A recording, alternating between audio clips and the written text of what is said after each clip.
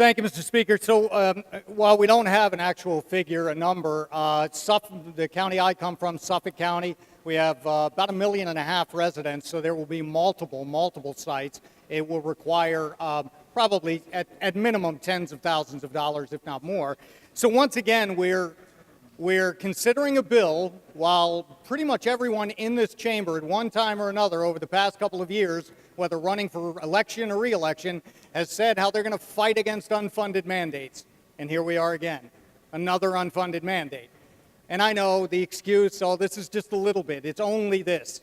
We say that with every single bill, but all these, it's only this, keeps adding up to a lot of that. And a lot of that is a lot of unfunded mandates. We either believe in fighting against them or we don't. On the other hand, why is this necessary? So we say we want to make it convenient. I think it's not a case of whether it should be convenient for people to go out and vote on their leaders. It should be something that they feel passionate about. It should be something that they care about and that they want to do.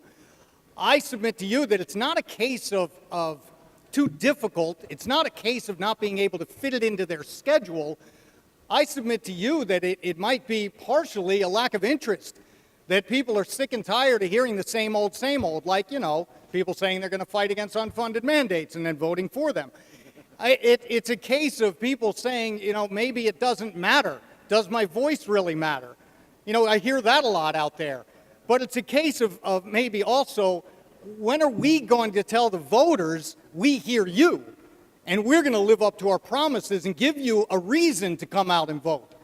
We've been talking about ethics reform. What have we done? Again, lip service. So why should they take time out of their day to come vote again? By the way, if it was really important, I'll point this out.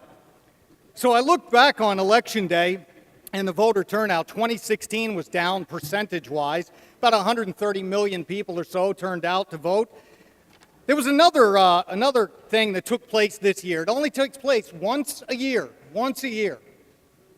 The Super Bowl. Now, I've heard the argument that, Election Day is on a Tuesday, we should do it on the weekends. Super Bowl falls on a Sunday. It takes place, kickoff's about 6:30 or so, runs till about 10, 11 at night, so it's about 4 or 5 hours. And yet 172 million people thought it was important enough to tune in and watch the Super Bowl and all those funny commercials at halftime. That was important to them. But about 130 million thought it was important enough to come out and vote. You know what? That's not on convenience. That's on us. That's on elected officials not giving them a reason to come out and vote. So they thought the Super Bowl was important enough. That they'll do. But coming out to vote, too difficult. One last thing to consider. This is preliminary research. I apologize if it's not complete, but we did some checking on the 2016 voter turnout and the states that had early voting as opposed to those who didn't. According to our figures, the states that did not offer early voting had a 2.5% increase in voter turnout. They had a higher voter turnout than those that offered early voting. So that's food for thought as well. But again, as I said before, let's put this on us. Let's give them a reason to come out and vote. For that reason, I'll be voting no. Thank you.